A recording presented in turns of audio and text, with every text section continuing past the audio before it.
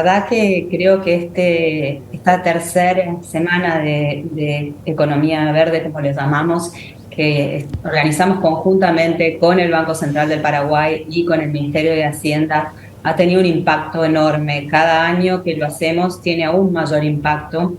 Y quiero reconocer este año que ha sido para mí particularmente interesante, porque por un lado, bueno, veíamos y hablábamos de las tendencias globales y cómo el cambio climático está impactando en el mundo, en la región y en Paraguay, pero también se habló mucho de las oportunidades que tiene crecer de manera verde, las oportunidades que trae transformar las economías para hacerlas más resilientes y adaptadas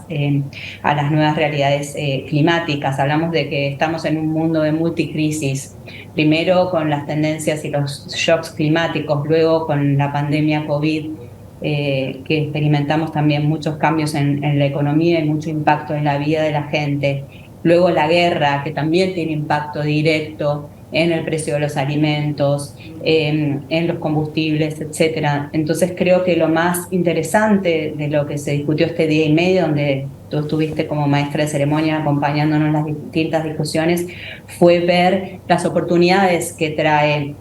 esta transición hacia una economía verde, donde no solamente trajimos expertos internacionales y regionales y experiencias relacionadas con Paraguay, porque hay muchas experiencias, pero a veces no se asimilan a la economía paraguaya, pero trajimos experiencias de Colombia, de Chile, hablamos también de Uruguay, pero mucho de Paraguay. ¿Cuánto se está dando ya en Paraguay en esta reconversión de la economía? Hablamos de lo urbano y también del agro y de lo rural. A veces se confunde pensar que la adaptación al cambio climático tiene que ver solamente con nuevas prácticas en el sector agro, pero lo que se está viendo es que hay un espacio enorme en lo que tiene que ver con lo urbano, cómo reconvertimos a las ciudades para hacerlas más sostenibles,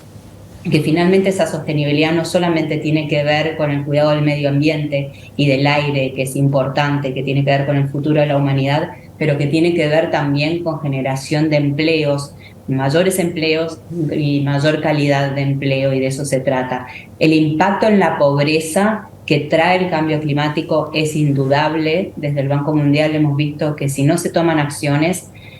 para el 2030 va a ocurrir que de 2,4 millones de personas que viven en pobreza extrema hoy en Latinoamérica se pase a 5,8 millones, y que quizás aproximadamente para el 2050 más de 14 millones de habitantes tengan que dejar los lugares donde viven para irse a las ciudades, con los impactos que esto trae.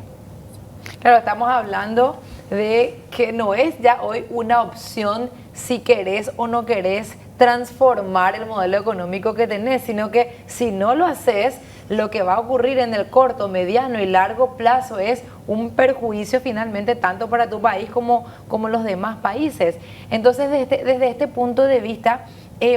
¿consideras, Matilde, y viendo también el diálogo que se tuvo esta semana, que ya hay más apertura desde el sector privado, desde esos actores de la economía, tanto en lo que es la parte urbana, pero sobre todo lo que es el campo, al ser nuestra economía eminentemente agroganadera, que hay, digamos, mayor ya aceptación a esto de debemos hacer algo para evitar que las consecuencias del cambio climático sean peores para todo el mundo?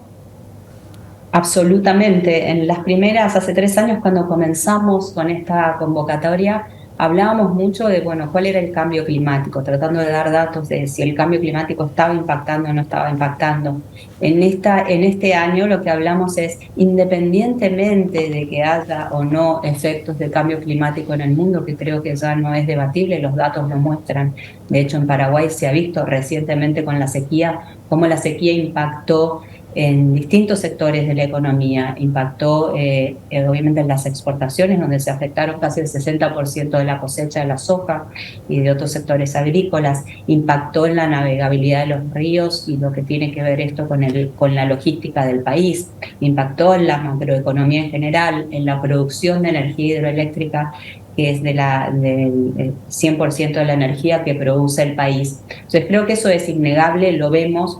cada día más. estos cambios van a ser cada vez más fuertes y más abruptos. Pero independientemente de eso, el mundo cambió y los consumidores y los mercados cambiaron y se han hecho mucho más sensibles a consumir productos y servicios que están desarrollados de manera sostenible, donde se protegió los bosques, donde se hizo de manera de cuidar los recursos naturales.